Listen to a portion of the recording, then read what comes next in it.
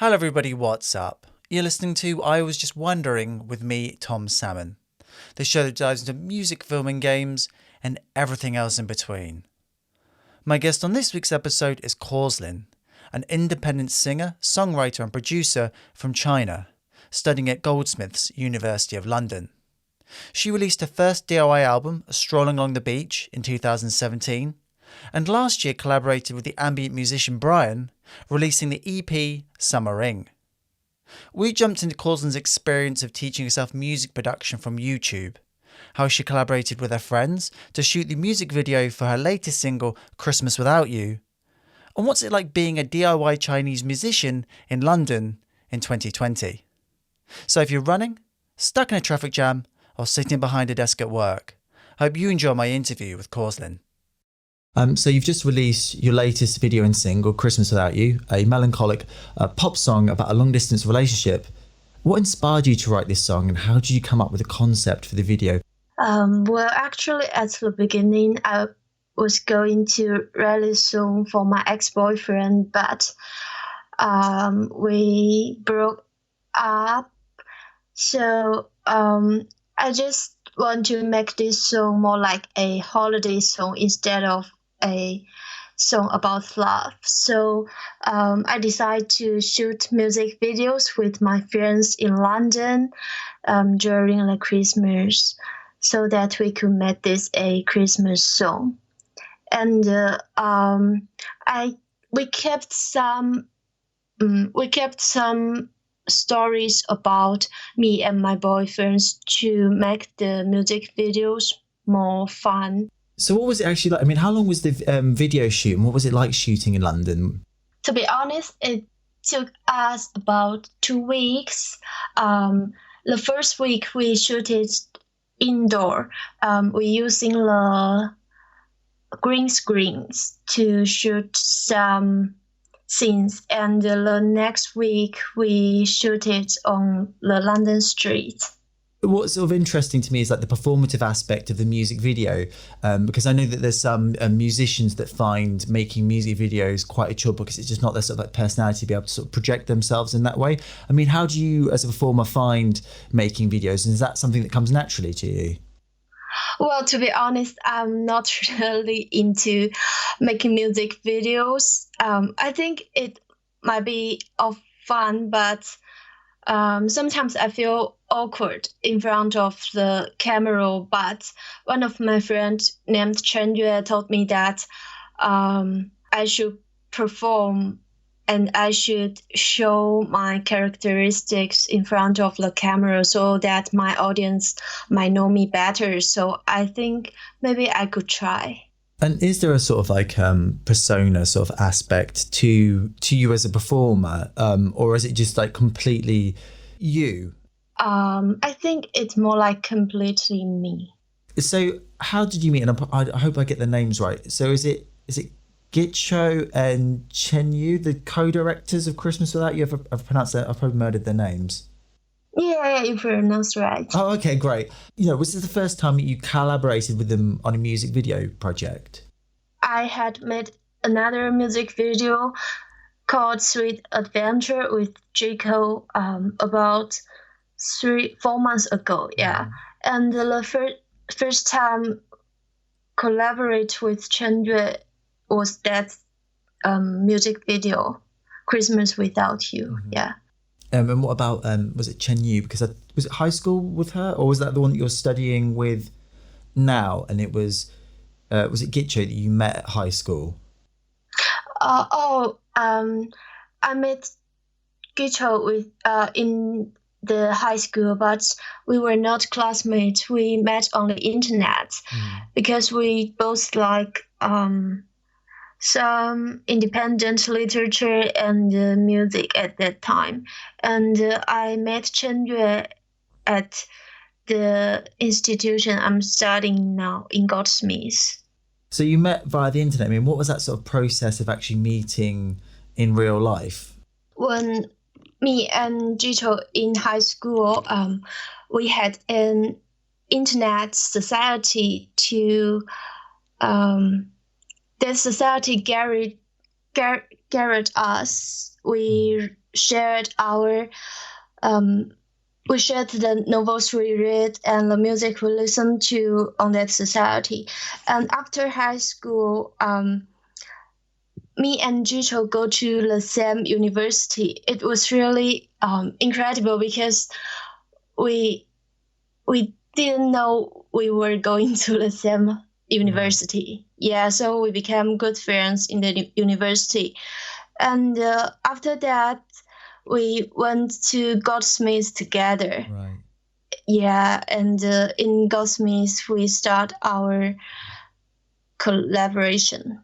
I'll confess, I have very, very little knowledge of what it's like to progress through being like an artist in, say, like China, and what the general sort of like art and music scene's like, and also just going to university and studying a more creative pathway. Well, I studied literature in my university, and I studied that just because I was really into literature. Yeah, and my parents says they would like to respect what I want to do.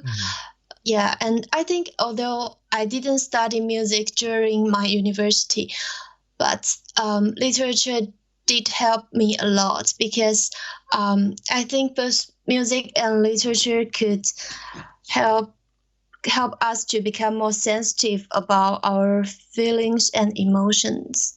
That is helpful for writing songs, I guess. And what was sort of interesting is like, what kind of books were you reading? What kind of like literature were you studying? And in terms of, again, like this is me being completely like clueless in terms of like Chinese literature, and was there like a lot of sort of Western influence in there as well? Were you studying, I guess, like again, like going towards the more sort of more well known? Were they teaching you sort of like Shakespeare, other sort of great literary works like that? I was studying Chinese language and literature, but our module would also include some Western literatures such as Shakespeare you mentioned, but we also study some. Let me think. We also study about the William Faulkner and Hemingway and some other famous literatures in Western countries. So was it quite a progressive university that you went to in terms of like it's sort of the sort of like material that's sort of like covered? Well, I think it's more classical. We have a lot of readings to read and some research to do, but that was not an experimental school. What were the other sort of students like with you on that course, and what was the sort of general vibe of the university? I mean, was it an experience that you enjoyed? Well, to be honest, I think my classmate or my schoolmate in my university were not really interesting because they might too focus on their studies, and I think they might be good at doing researches or something like that, but not really good at creating arts, I think. And I just wonder, for my own sort of personal curiosity, because I know, having been to university in this country, there's definitely quite a big sort of drinking culture in terms of like partying when you go to university, because I think for a lot of people in the UK, it's the first time they've lived away from their parents. They have a sense of independence and they just go a bit wild. And I just wondered if it was a sort of similar thing if you study in China, if that was a sort of thing there. Well, most of Chinese people, when they go to university, the university are usually far from their hometown, but I don't think they usually go to parties during the university time. Yeah, they are just too focused on their study and find some internships to prepare for the future. I just wanted to sort of like jump into that you are a singer-songwriter and you produce your own music as well. I mean, how did you learn to sing and write music, and how did you get into music production? Firstly, I learned play the guitar around 15 years old. And after that, I also learned some basic composition techniques. Um, but when I went into high school, I just feel stressful, so I quit writing and learning music for around 2 or 3 years. And after that, when I went into university, I feel I have more free time, so I just pick it up and learn more producing from a teacher my mom found for me, and also from the YouTube. What was the first piece of software that you learned to program and compose on? Okay, the first software I used was GarageBand because it is really convenient, and it it it is in every iPad and MacBook. Yeah, but after that, I found that software is not professional enough, so now I'm using Logic Pro to produce songs. And how did you find that? Because typically, and like sort of generally speaking, in terms of like music production, it's very, very male dominated. Yeah, you're right. I just wondered in terms of, because I know Grimes, she produces all her own music, and it's definitely a badge of honor. It's definitely part of her identity, and she considers herself, like yourself, to be a producer more than a sort of singer-songwriter. And the fact that she sort of sings and writes the lyrics is because she just needs somebody to produce her. She's essentially producing herself. And I wondered if that was a sort of similar case for you. Well, actually, it was not that similar because when I first came to the teacher my mom found for me to, he was going to teach me playing the guitar further, and and teach me some more composition techniques. But after that, he told me that I should produce for myself. So I also learned some producing things from him. And at that time, I were not really into producing because there are so many complicated things for me. I think it's more like scientist things. I don't know, because you have to know the songs, you have to use some mathematics to make things sound right, and there are many rules in mixing and mastering. But he told me that I am more talented in produce than just being an let's say singer or songwriter. From the YouTube videos that I've sort of seen on music production, it seems very, very complicated, and it is all about creating audio layers and balancing them in the sort of frequencies and EQing, and you're building, was it sort of a tapestry of all these different elements that then have to sort of cohesively sort of fit together. I mean, is there a particular part of music production you like the most? Well, to be honest, I like the EQ part most, because the basic thing we do is just to cut the lowest frequency and the highest frequency, and find the most beautiful frequency for a certain instrument and highlight that frequency. Yeah, I think it could show different people's taste, because people's feelings are different, and the frequency you want to highlight are different. Yeah, so it's the part I like most. I know with music production software and virtual instruments and stuff, they come with their own sort of like presets. They come with sort of built-in sort of sounds. I mean, how are you with actually creating your own, like doing your own programming, say, in the synth to create sort of sounds that are unique to you? That I guess that essentially, as you say, that are going to speak to you and your personality. I do not create a particular sound for myself, but I might use some samples and change their frequency or change their tones to let them become more unique. Yeah. Is sampling you do a lot in your music, and where do you sample from?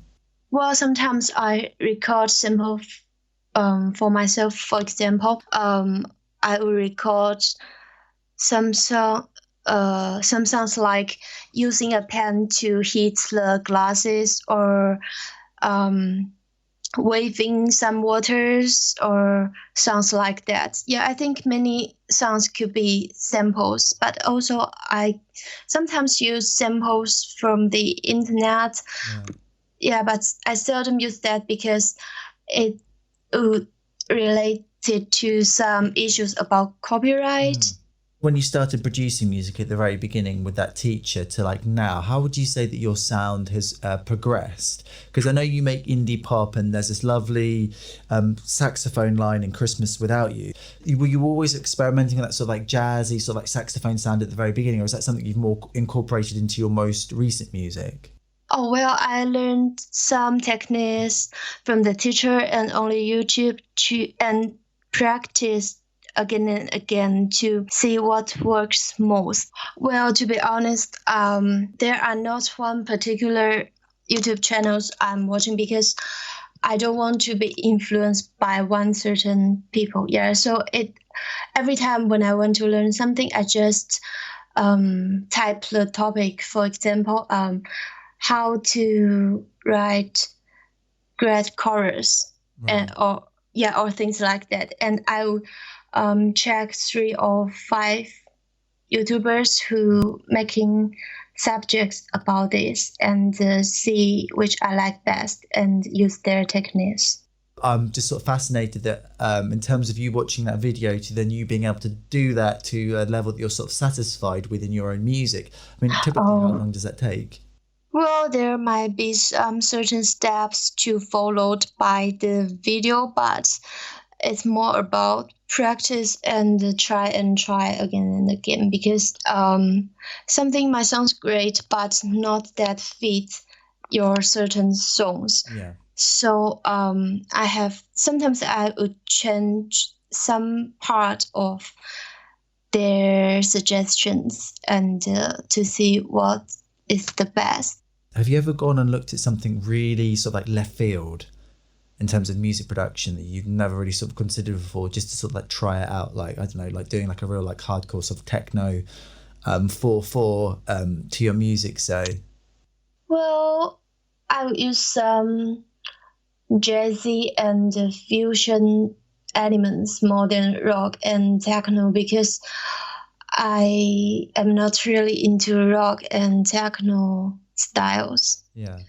Yeah, but besides that, I remember about 3 or 4 years ago, I also used some math stroke techniques Right. because I was really interested in the beats. Yeah, because in math stroke they change the beats all the time, and I just think it's funny, so I tried once. Was there any particular producers that you sort of gravitated towards when you were crafting your own productions? Well, to be honest, no, because yeah, I might love some specific songs and try to produce my song to sounds like that song, but I do not have a certain producer to follow. And I just wanted to jump in a little bit into your singing, because I know Hmm. from we sort of talked about, I mean, how has that been finding and developing your voice? Well, when I was around 70 or 18, I can't remember. I found a vocal teacher to teach me singing, but I just could not um, follow her up. Everything seems really difficult and uncomfortable for me to um, master my brace, or to um, to sing in a certain pitch in her way. Mm. Yeah, but so I just quit that class and learn sing by myself on some YouTube channels. Yeah, but I don't think I'm singing as the way as the so-called right way, because um, I just sing as what I like, and to make my voice more emotional, I Yeah. think. And in terms of like your singing, and how you choose to sort of express yourself through that, the differences between singing, say, in Chinese, forgive Yeah. me if it, or Mandarin, sorry, forgive me, and English, and Yeah. what's the difference between those in a way? Because I wonder, in terms of even just like constructing, say, like the lyrics of the songs, and in terms of the difference between sort of English and Mandarin, and just how you compose a sort of sentence. I mean, what's that like, and how do you feel? How do you feel expressing yourself in those two different languages? Well, I think if we are just talking about the ways to sing, I think the, the ways Chinese people used to sing and the ways Western people used to sing are similar. Yeah. But if you are talking about the different languages in songwriting and expressing myself, I think um, English is more difficult for me to express, and sometimes I feel I could just um, using English like a children to write some lyrics. Yeah, Right. but also I would find ways to solve this problem. I would watch more. Let's say I watch more movies with English subtitles, or I will listen to more English songs to make my expression more local, and to know more vocabularies to support what I want to express. And then also, I mean, there's a sort of like a translational aspect. Because I was watching the Sweet Adventure video, and I'll just sort of paraphrase some of the, well, not paraphrase, I'll read out some of the lyrics that are there. So, the day is gone, people are becoming misty. He promises Yeah. to take me to the grassland, bright and wide. Rush out of the city, don't care whose hand you're holding. It's still not the end of the universe. So in terms of that in English that I've just read out, and that in Chinese, is there much of a marketable difference between when you're translating that from one language to the other? And is the meaning of that changed at all in the process? Well, this song is wrote in Chinese, and when I translated it into English, I keep the original meaning of. At least I think I try my best to keep the original meaning. Yeah. Yeah, yeah. So I don't think I twist the meaning. Just diving into a little bit about that sort of like song, and it's based on your own personal experience. Could you just give me a little bit more insight into what that song's about and what inspired you to write it?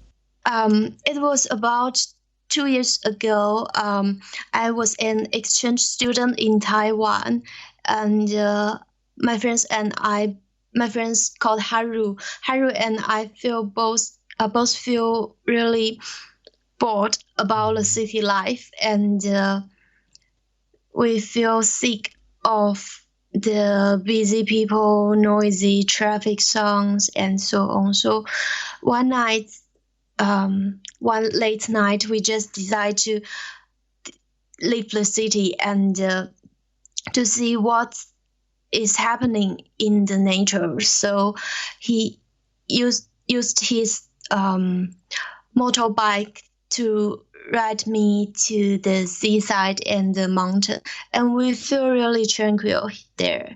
So I wrote this song to remember that late night trip. In terms of like cultural exchange between China and Taiwan, I just wondered, in terms of like, is there an overlap between, say, like the music and culture, or is it marketably different? The same way that if I, being me, would then go to, say, like France or Germany, in terms of like, there's going to be similar in terms of the culture, it's going to be similar, but there are going to be markedly different aspects of that. And also there's just certain elements of their particular pop culture or music or films that just aren't going to come over to the UK, and vice versa. Well, I think between Taiwan and Mandarin, the music in Taiwan is more romantic. I think their vibe are more romantic, and they are more optimistic to the future. Yeah, and I think the Taiwanese music are influenced deeply by some Japanese music. Yeah, but in China, I think people there are all kinds of music, and the Chinese music might be influenced by the Western music more. I think. And just sort of jumping into that, I mean, I have absolutely no idea what the indie pop music scene is like in China. So I don't know if you could just give me a quick catch-up lesson on the biggest bands and stars are. And I just wonder, is guitar-based music super popular in Asia right now? Well, I don't think guitar-based music is super popular. In my opinion, guitar-based music might call it folk music. I think, yeah, folk music used to be popular in Mandarin and Korea, I think, but nowadays I think people are more into rock music because you could you could tell people about some strugglings or about just to cry out something through rock music. And also I think people are more and more into house music and technos nowadays. In terms of that, in terms of like, what's the sort of like independent and DIY scene like in China? If you're not one of these huge, I guess like, because I guess another part of this is in terms of like idol culture as well. But, yeah. So if you're not part of one of these huge sort of like manufactured, groomed entities, what's it like being an independent musician in China? And what's that scene? There are two kinds of independent music in China, and one is independent writing and producing. But I think this kind of musicians, they have company, and their company also want to make them to be idols. They are just more independent idols and have and more talented in music, I think. Yeah, so this kind of musicians normally they could release their songs smoothly and go to many tours because their company would arrange everything for them. But their company will not write songs for them because they should also write songs for themselves and have their own bands to perform. But there are also another kind of independent musicians in China, which is more DIY. And I think I'm this kind of musician. Basically, we do everything for ourselves, from the composition and production things to the say promotion things, and we contact the places to perform by ourselves, and we find the factories to make physical tapes or CDs by ourselves. Yeah, we just do everything for ourselves. And who would you say, in terms of who do you look towards, has been the most successful at doing that currently, in terms of like band or singer or songwriter at the moment in China?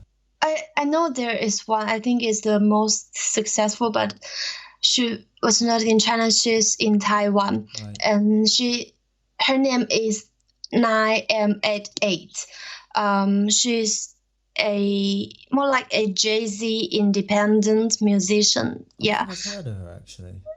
Yeah, she is really famous in the whole Asian. Yeah. And she was starting in American.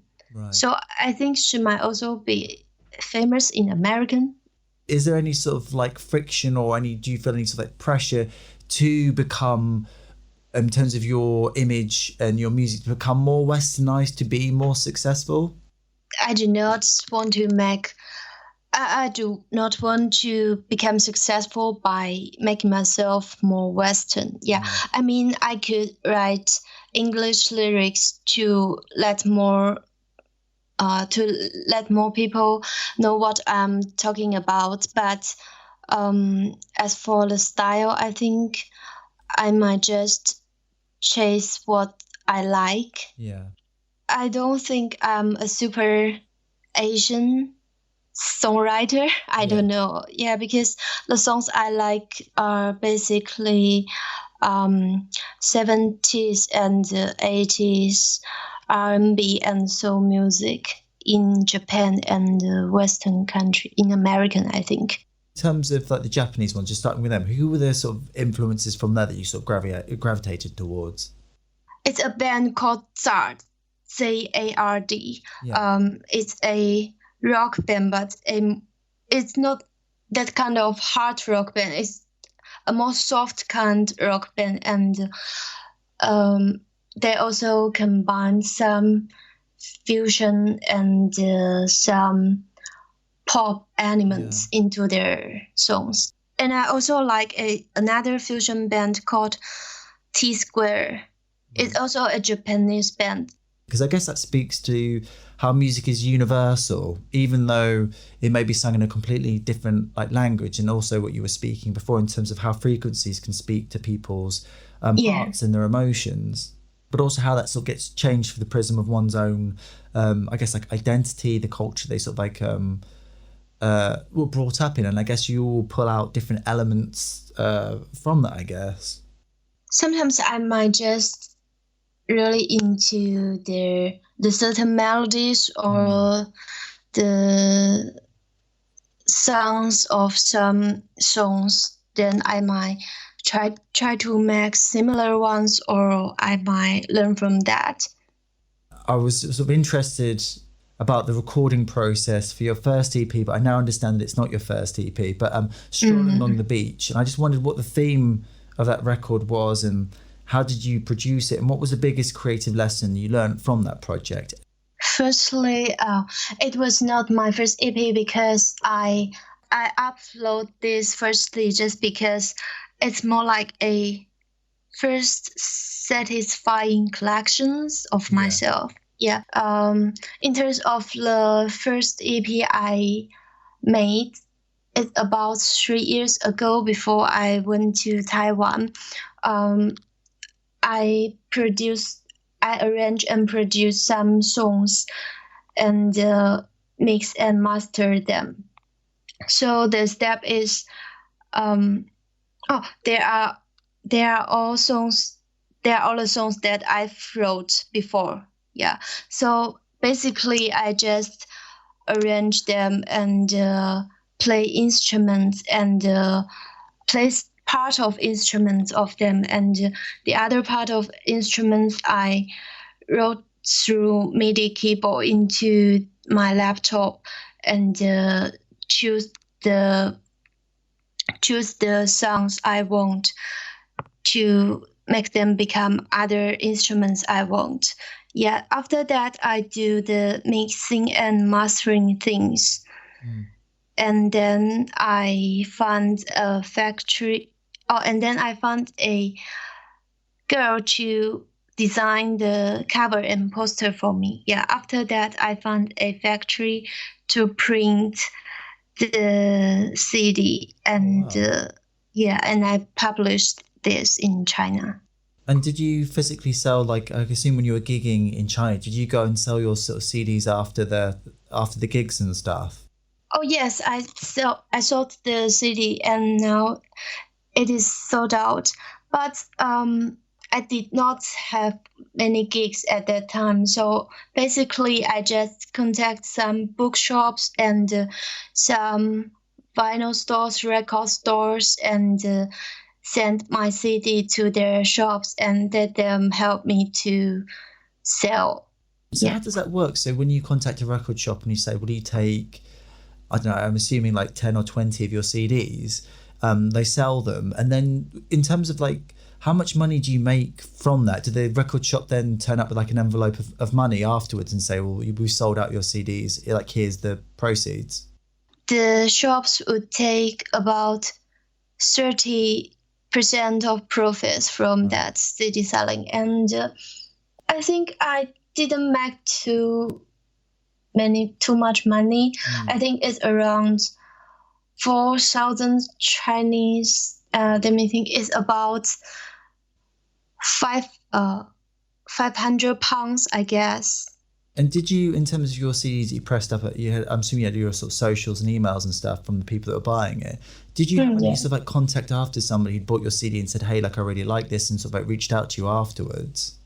Oh, well, to be honest, I just leave my social media so that people could follow at that time. Yeah, but this year I released another EP with a friend called Brian.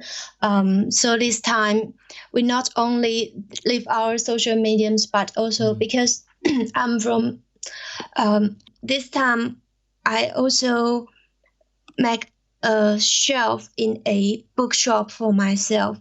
And in that shelf, there are the first EP, the last piece of my first EP, and also the new EP I made with my friend Brian.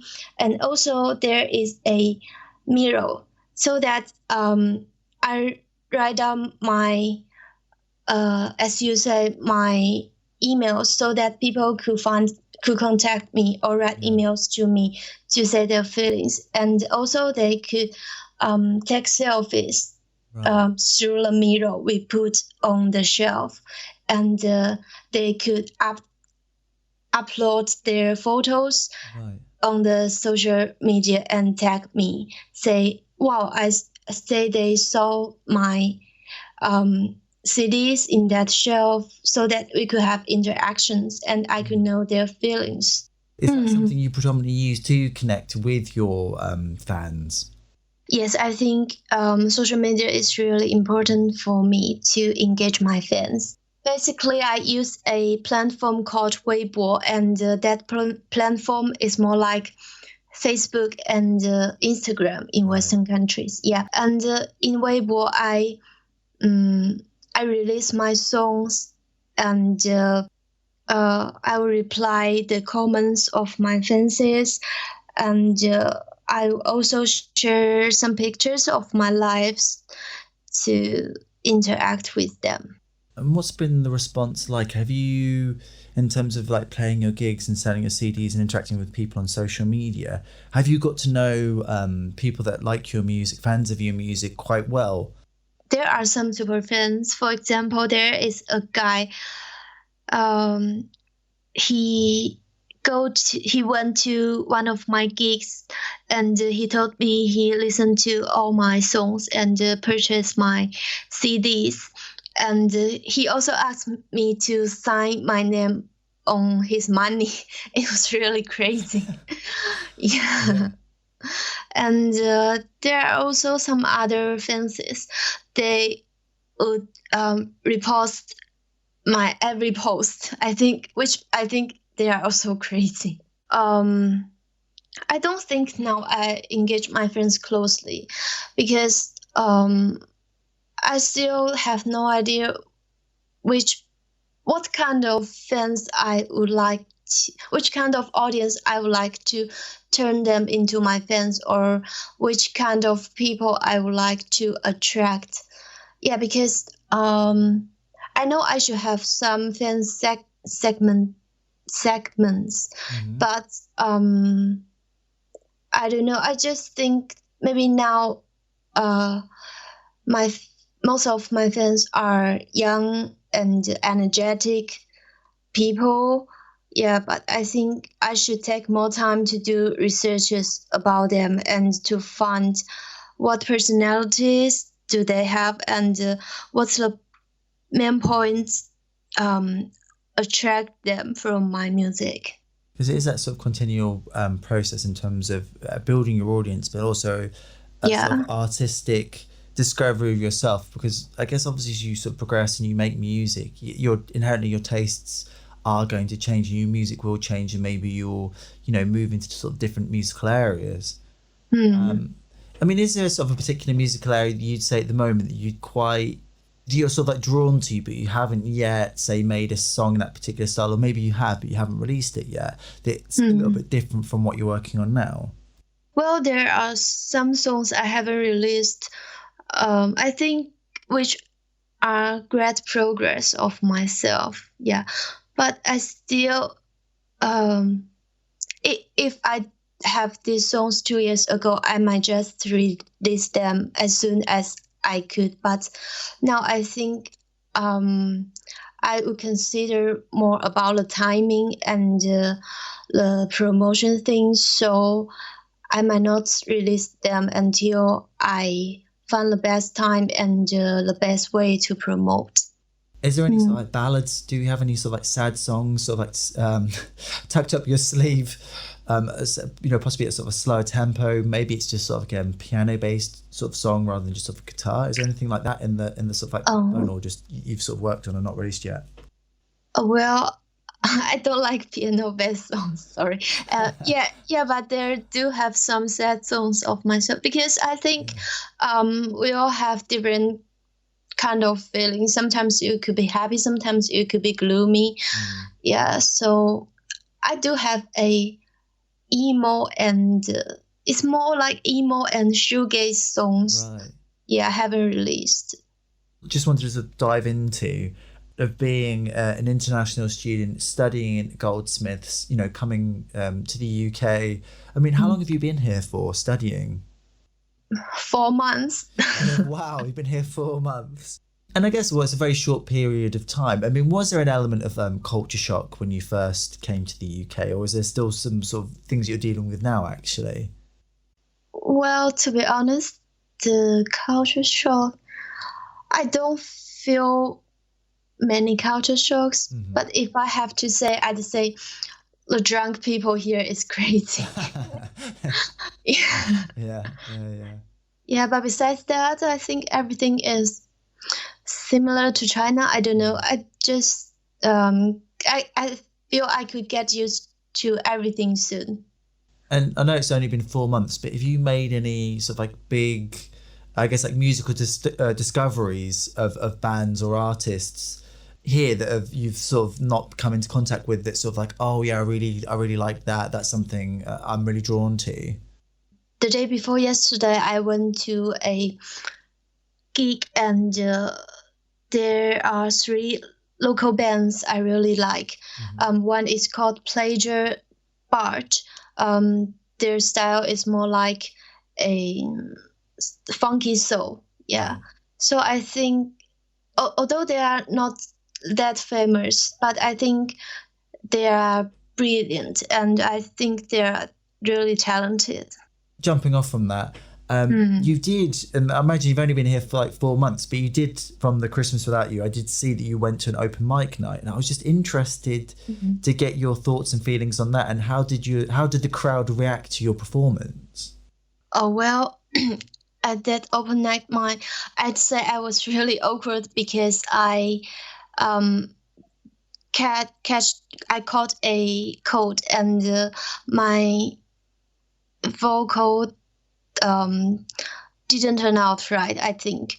But I think maybe my audience were influenced by the alcohol. I don't know. They just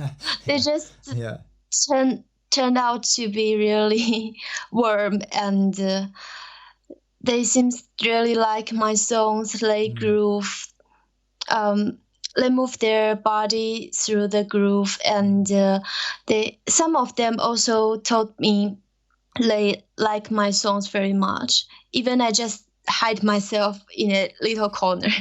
Yeah. After the singing, yeah. So I feel really appreciated. Is that something you've done in China as well when you were back home studying uni? Did you do like a lot of open mic nights as well, along with your gigs that you did? Oh, well, to be honest, I don't think there are open mics in China. Oh, they're not? Yeah. Okay. Yeah. Well, in China, I performed in different places, cafes, bookshops, and some live houses. I think and streets. Yeah, I think performing in China is more like the audience are more like the fans I already have, because I would post the messages, post the information so that they could come and support me.